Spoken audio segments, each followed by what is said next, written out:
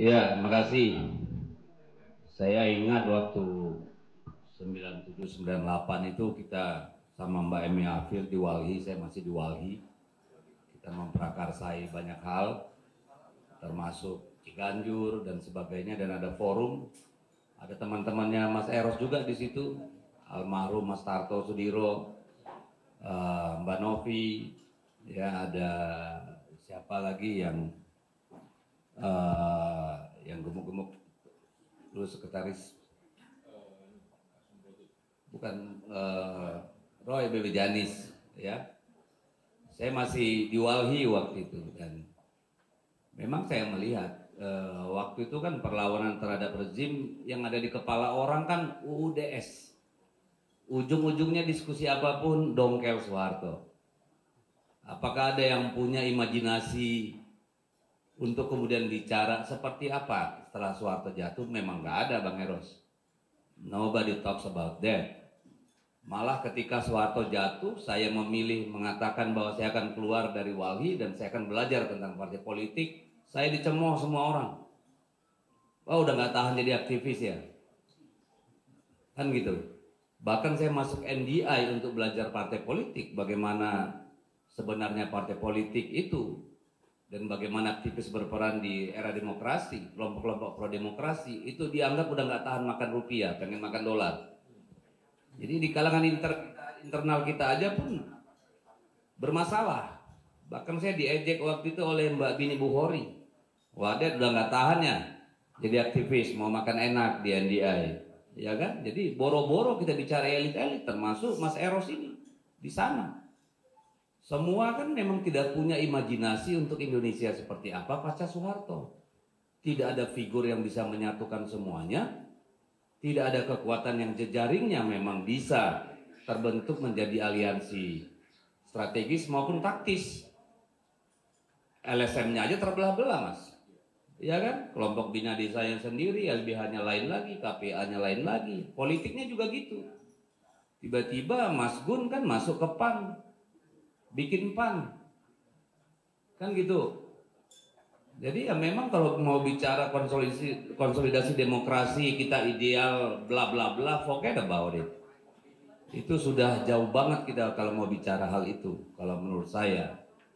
Hari ini apa yang ada di depan mata kita? Kan itu yang harus kita bicarakan. Hari ini yang disajikan kepada kita adalah sebuah rezim populis yang otoriter. Itu realitas yang ada. Bayangkan benar atau tidak survei-survei yang bilang kepuasan terhadap Jokowi itu 80% lah atau berapalah. Terserah kita percaya survei itu atau tidak. Dia berhasil selama 10 tahun ini membangun kecintaan pada rakyat di atas penderitaan rakyat. Iya kan? Orang sayang cinta karena dia tiap hari terjun ke pasar. Kalau Anda pernah bersama Jokowi turun ke pasar, Anda pasti nggak mau 2 kali. Saya cukup sekali. Karena cara dia melemparkan kaos kepada rakyat sehingga orang berebutan itu seperti melempar makanan ke ikan di kolam atau ayam di kandang, Pak. No human touch sama sekali. Ketika saya coba bagi satu-satu itu kaos, sementara dari atas kepala saya Jokowi dan istri melempar saja itu barang-barang, di situ saya kehilangan kehilangan rasa terhadap Jokowi karena this is not right, ya. Kemudian saya merenung-renung dari awal. Pertama misalnya saya bertemu dengan Rocky Gerung, ya, setelah saya bolak-balik berkelahi sama dia di TV maupun di media, saya tanya kenapa yang bikin Bung benci sama Jokowi. Oh, itu manusia fake katanya. Semua yang dilakukan adalah pencitraan. Ya, tiap hari ada, panjang lah ceritanya. Nanti jadi dikira saya udah bersekongkol sama Rocky Gerung. Tapi kemudian saya menemukan banyak pembenaran dari pandangan dia. Yes, Jokowi is totally fake, totally fake. Jadi pertama ketika dia memilih naik kereta kencana setelah pelantikan di DPR, kita menganggap itu dengan penuh rasa haru dia mau berbaur sama rakyat. Ternyata dari awal otaknya sudah feodal. Bagaimana dong? Iya benar. Kita begitu terharu, ribuan orang kita menyambut dia sepanjang jalan Sudirman Tamrin hingga istana. Dengan satu bayangan betapa merakyatnya, dia tidak naik mobil tahan peluru, dia naik andong. Ternyata itu kereta kencana dalam benaknya. Ya toh?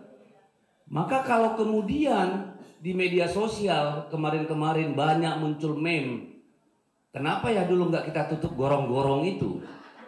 Dulu saya marah, sekarang saya ikutan. Bener ya, kenapa nggak kita ikut nutup gorong-gorong itu kemarin? Sehingga kita tidak mengalami apa yang kita alami hari ini, setback luar biasa. Iya kan? Ya, karena kemudian itu berhasil kita membangun bahwa Jokowi adalah kita. Jokowi adalah rakyat yang lahir dari pinggir sungai, yang katanya sering terjun ke sungai, ternyata sungainya itu nggak ada, kering kan? Nah, itu kita merasa melihat demokrasi, reformasi kita sudah di jalan yang benar, karena rakyat kecil bisa jadi presiden. Itulah yang kita pahami. Dan ternyata hari ini itu dibuktikan semua itu fake dan kita semua salah kena kibul. Tapi jangan malu. Jangankan kita, malaikat pun tertipu dengan Jokowi kok. Ya, jadi jangan salahkan Bu Mega, Mas Eros. Para malaikat dan yang lain-lain saja kok tertipu. Iya kan? Jadi sekarang begini. Kalau saya melihat 2014, 2019, oke lah. Tidak banyak naluri kekuasaan yang menonjol. Beliau bekerja keras. Untung, ini kesalahan Pak SBY juga belikan pesawat kepresidenan. Mungkin kalau dulu nggak ada pesawat kepresidenan, dia nggak tiap hari keliling-keliling Indonesia. Tapi ya karena ada pesawat, tiap hari lah dia terbang. Ya, jadi sampai 2019 itu tidak terlalu kelihatan. Anak-anaknya jual martabak, jual pisang, dan dia berkali-kali bilang anak-anak saya tidak tertarik politik, mau usaha saja. Bahkan seorang Kaisang bilang, bikin satu meme, hari gini masih minta sama bapak proyek-proyek, gitu kan? Sampai itu viral. Dan sekarang ternyata kita dengar dia merengek-rengek pengen jadi gubernur atau jadi apapun. Nah, kapan kita mulai sadar sebenarnya? Kita mulai sadar bahwa Pak Jokowi ini fake. Itu tahun 2019. Sehari setelah penetapan MK terhadap putusan hasil pemilu. Itu para lawyer diundang ke istana. Dikira mau diucapkan terima kasih. Diajak makan-makan. Mungkin diharapkan jadi komisaris atau apa. Ternyata yang ditanya gimana caranya 3 periode. Itu yang saya dengar dari salah seorang yang ikut dalam acara itu.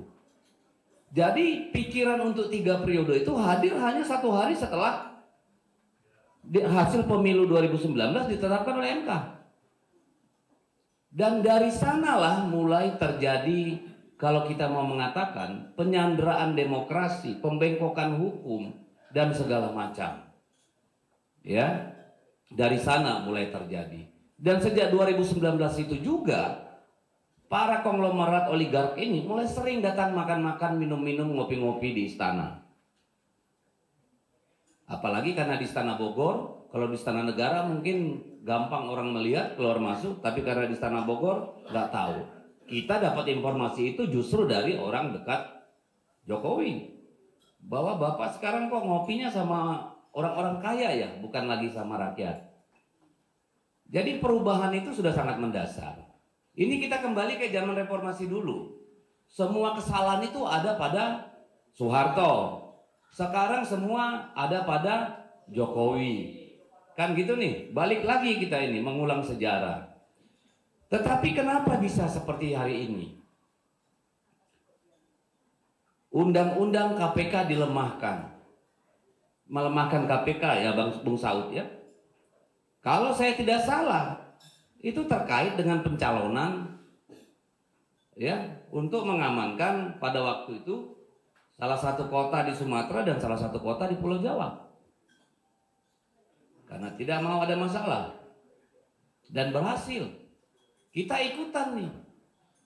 dengan harapan agenda cuma satu, ada Dewan Pengawas yang bisa menjaga kemurnian KPK. Yang terjadi bablas. Hari ini seperti kata Bung Saud, KPK itu diremote dari luar. Kalau kata siapa satu lagi komisioner Asma Alex Purwata, ya independensi sudah nggak ada. Bahkan ketua KPK yang sekarang pejabatnya tidak mau mencalonkan diri lagi karena menganggap KPK sudah tidak benar. Bahkan kemarin keluar survei 61% rakyat tidak percaya lagi kepada KPK. Ya. Jadi apa nih? Saya membayangkan Pak Jokowi itu, mungkin kita waktu SMA mungkin ya, SMA gitu, bacanya mungkin Alfred Hitchcock atau Coppola. Saya yakin Pak Jokowi ini bacanya Machiavelli. Mungkin buku itu sampai lusuh itu di bawah bantalnya dia. Karena apa yang terjadi hari ini memang politik Machiavellian, Pak. No truth, no ethics. Semuanya ya apa namanya? The ends justify the means.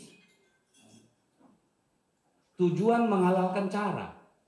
Bagaimana Mahkamah Konstitusi disandra yang akhirnya mengeluarkan keputusan seperti itu.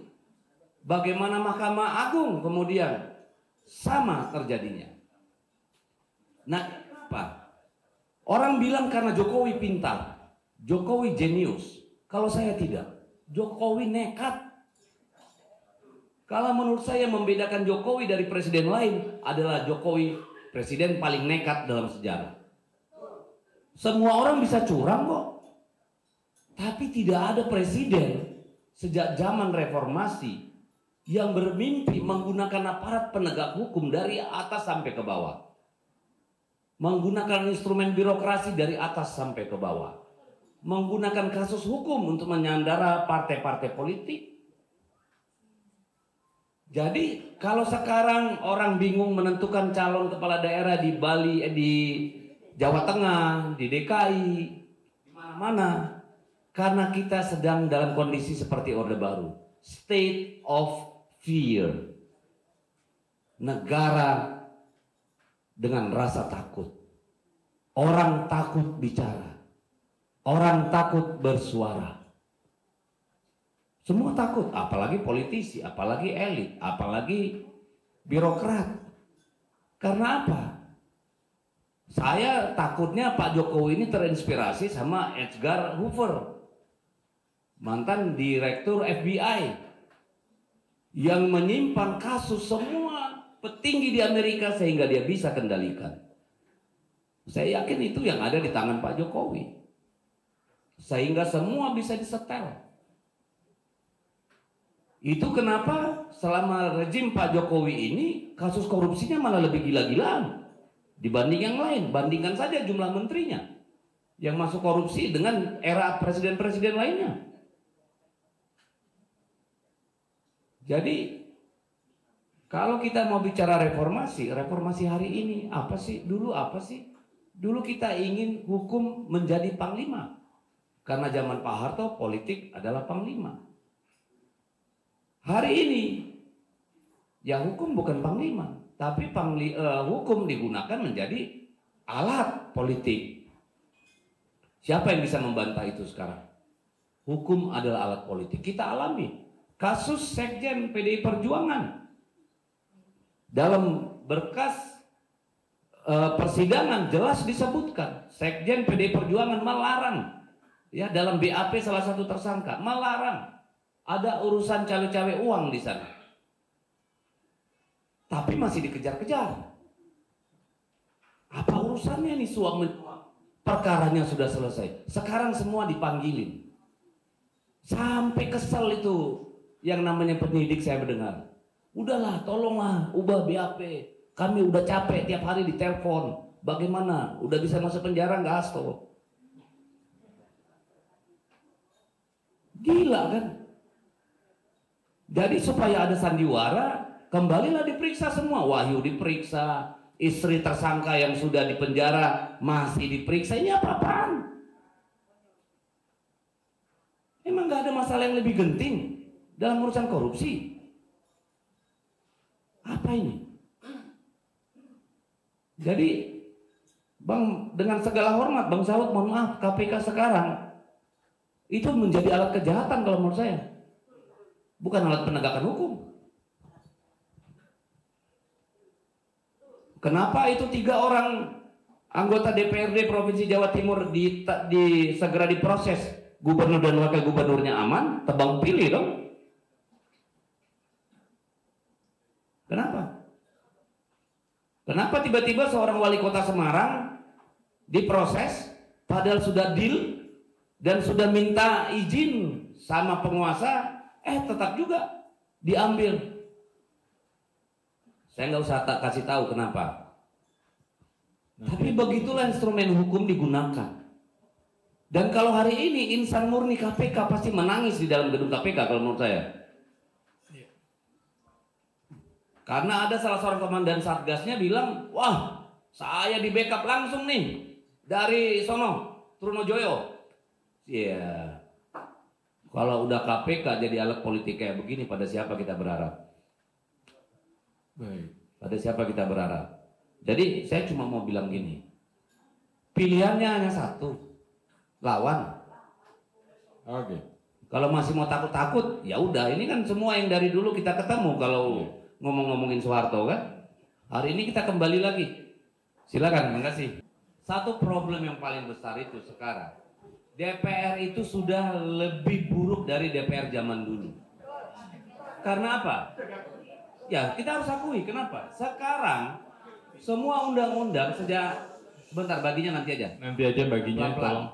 Jadi ya, gini, nanti aja. ini dimulai dari Omnibus Law. Akhirnya kewenangan membahas undang-undang itu hanya terjadi di Balek. Tidak kita bahas lagi di komisi-komisi terkait. Akhirnya tinggal ketok. Ya, itulah mulai Omnibus Law sampai sekarang. Sampai Dewan Pertimbangan Presiden pun jadi usulan DPR. Apa urusannya DPR dengan Dewan Pertimbangan Presiden? Gak ada. Nah ini ada lagi yang baru yang akan menjadi persoalan buat kita semua. Revisi Undang-Undang TNI Polri. Yang ancamannya terhadap kebebasan dan demokrasi itu luar biasa besar. Saya kira ini juga perlu menjadi catatan kritis buat kita. Terima kasih.